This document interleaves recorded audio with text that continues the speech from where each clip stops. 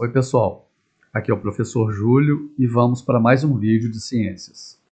Nesse vídeo a gente vai falar um pouquinho sobre os estados físicos da matéria e as mudanças de estado físico.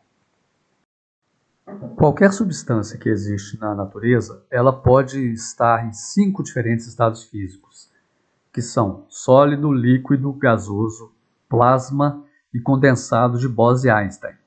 Esses dois últimos, o plasma e o condensado de Bose-Einstein, são menos conhecidos de um modo geral, porque são menos comuns naturalmente no nosso planeta.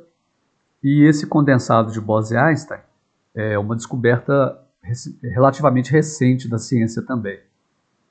Mas em nosso planeta, geralmente, as substâncias estão nesses 3 primeiros estados físicos, um desses 3, sólido, líquido e gasoso. Então a gente vai se concentrar nas propriedades desses 3 primeiros estados físicos. Esse esquema representa os 3 estados físicos, sólido, líquido e gasoso, e nos desenhos, cada bolinha aqui representada estaria representando uma partícula formadora de uma substância. E essa partícula poderia ser um átomo ou uma molécula, dependendo do tipo de substância que a gente estiver tratando. Mas independentemente de essa partícula ser um átomo ou uma molécula, a gente pode ver nos 3 estados como essas partículas estão configuradas em cada um deles. Então, primeiramente no estado sólido, a gente vê aqui no desenho que as partículas ficam organizadas, elas têm uma disposição bem organizada, elas estão muito próximas entre si, né, uma bem pertinho da outra, e sem muito espaço entre elas, né, com pouquíssimo espaço entre elas. No estado sólido, a força de coesão, que é a força de atração entre uma partícula e outra, é maior do que a força de repulsão. Então, abrindo um parênteses, entre as partículas, né, constituintes da matéria, pode existir uma força de atração que vai atrair uma partícula a outra, mas existe também ao mesmo tempo, pode existir uma força de repulsão, uma força que afasta uma partícula da outra. Então, repetindo, no estado físico, a força de coesão ou de atração é maior do que a força de repulsão. Por isso elas estão próximas e organizadas. E por essa configuração das partículas, no estado sólido, a matéria tem forma e volume definidos. Ela tem uma forma e um volume definidos. No estado líquido, as partículas têm pouca organização, elas estão relativamente próximas entre si, mas não tanto quanto no estado sólido, e elas têm um espaço relativamente maior entre elas. No caso do estado líquido, as duas forças se igualam. A força de coesão é igual à força de repulsão. E por isso, no estado líquido, a matéria tem forma variável e volume definido. Portanto, então, por exemplo, se você tem 100 ml de água ou qualquer outro líquido em um copo, e você derrama essa água em uma jarra ou uma panela, o líquido vai mudar de forma, porque ele não tem forma definida, mas se você tinha 100 ml de água no copo, você vai ter 100 ml de água em qualquer outro recipiente. O volume vai ser definido e a forma variável. Já no estado gasoso, as partículas estão desorganizadas, não tem nenhuma organização, elas estão bem distantes entre elas e com muito espaço também entre elas. Nesse caso, no estado gasoso, a força de coesão, né, ou de atração é menor do que a força de repulsão. Por isso, um gás, quando liberado no ambiente, a tendência dele é ir se dispersando cada vez mais, ir se espalhando pelo ambiente. E por isso também, no estado gasoso, a matéria não tem nem forma e nem volume definidos, ou seja, forma e volume no estado gasoso são indefinidos. Bom, qualquer substância ela pode também sofrer mudanças de estado físico, ou seja, passar de um estado físico para outro, o que pode acontecer principalmente quando ela sofrer alterações em sua temperatura ou na pressão que ela está recebendo do meio. Então, ou seja, ela pode passar do estado sólido para o líquido ou do líquido para o gasoso, etc. Mas cada mudança de estado físico tem um nome específico. E elas são fusão, a vaporização, sublimação, liquefação ou condensação, é a mesma mudança, e solidificação. As duas variáveis, temperatura e pressão, elas atuam de forma contrária. O aumento de temperatura faz com que moléculas se afastem. Então, o aumento de temperatura provoca, por exemplo, a passagem do estado sólido para o líquido, já que no estado líquido as moléculas estão mais afastadas do que no estado sólido, e assim por diante. Já a pressão é o contrário. Quanto maior a pressão, isso vai provocar uma aproximação das partículas. As partículas vão ficar mais próximas. Então, o aumento de pressão provoca uma mudança contrária, por exemplo, de líquido para sólido ou de gasoso para líquido. Um exemplo de que a pressão afeta o estado físico da matéria acontece na ebulição da água, ou seja, na temperatura em que a água ferve. A pressão atmosférica, né, no caso a pressão da atmosfera, ela age como uma força sobre a superfície de um líquido, impedindo que ele vire vapor. Então, ao nível do mar, ou seja, se a gente está em qualquer lugar de litoral, bem próximo, né, do mar, a água ferve realmente a 100 graus centígrados. Em qualquer lugar mais alto do que isso, como a pressão do ar vai só diminuindo, na verdade a água vai ferver a uma temperatura menor. Então a gente pode ver nesse esquema aqui, por exemplo, uma certa quantidade de água colocada para ferver em um lugar com a pressão atmosférica maior, ao nível do mar, por exemplo. A pressão atmosférica é uma força que dificulta a saída das partículas do estado líquido para o estado gasoso, para o ar, né, no estado gasoso. Porque para a água ferver e a água passar para o estado gasoso, precisa acontecer isso. As partículas precisam sair do líquido e se misturar ao ar, não é, já no estado gasoso.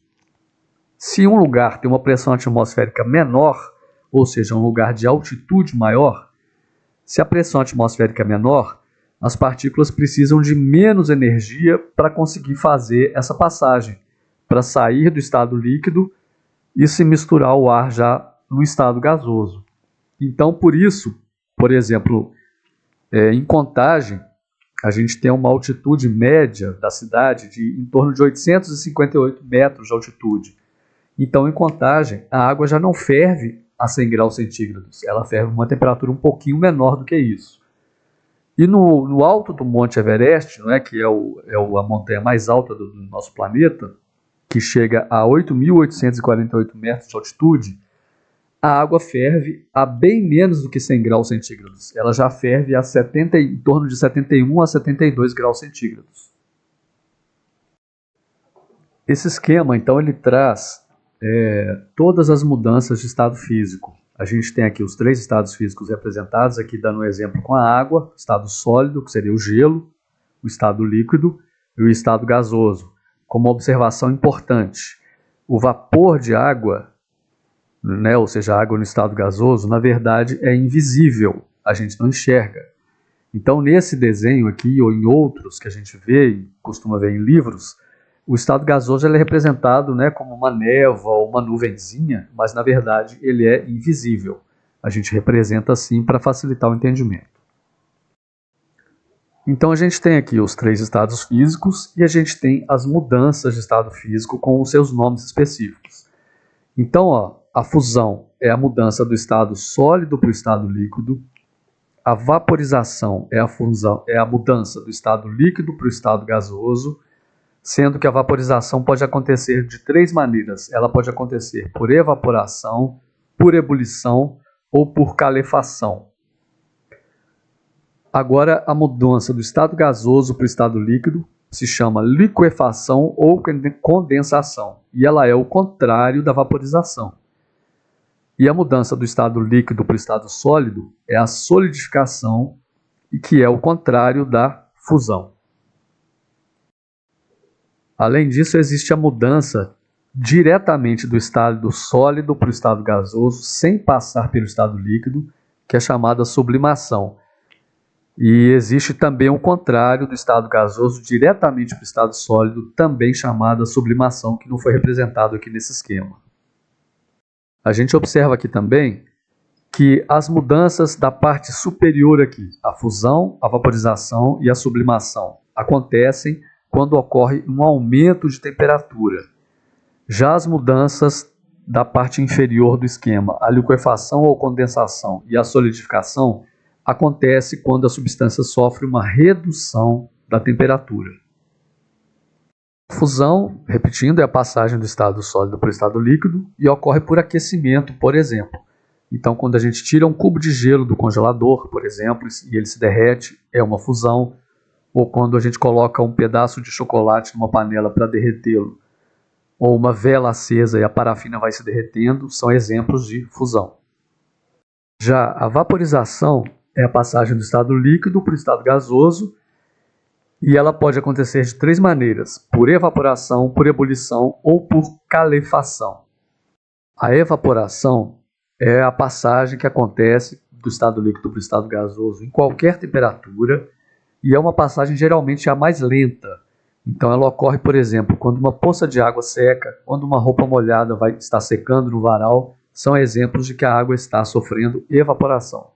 A ebulição é a passagem que acontece para o estado gasoso quando o líquido recebe calor e chega a uma temperatura que é chamada de ponto de ebulição, que é a temperatura então em que qualquer líquido começa a ferver. No caso da água, como eu já falei, esse ponto de ebulição é 100 graus centígrados se a gente estiver ao nível do mar, ou seja, numa altitude zero. Em lugares mais altos, esse ponto de ebulição vai ser mais baixo. E o terceiro modo, a calefação, ela ocorre quando uma massa de líquido cai em uma superfície que tiver uma temperatura superior à temperatura de ebulição do líquido. Então, por exemplo, se a água cair numa chapa quente que tiver além de 100 graus centígrados, é um processo instantâneo praticamente, é muito rápido, e quando uma gota de água, por exemplo, cai em uma chapa quente, vai emitir um chiado característico e significa que ela está passando para o estado gasoso através de calefação. A liquefação é a passagem do estado gasoso para o estado líquido, então é o contrário da vaporização, e ela acontece quando a substância sofre um resfriamento, ou seja, uma queda de temperatura. Então acontece, por exemplo, na formação do orvalho.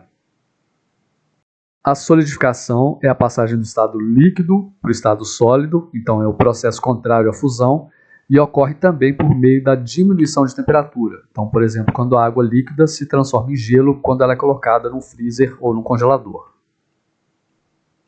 E por último, a sublimação é a passagem do estado sólido para o estado gasoso, ou o contrário, do gasoso para o estado sólido, mas de forma direta, sem passar pelo estado líquido. Então pode acontecer também pelo aquecimento ou diminuição de temperatura. É isso, pessoal. Então um abraço e até o próximo vídeo.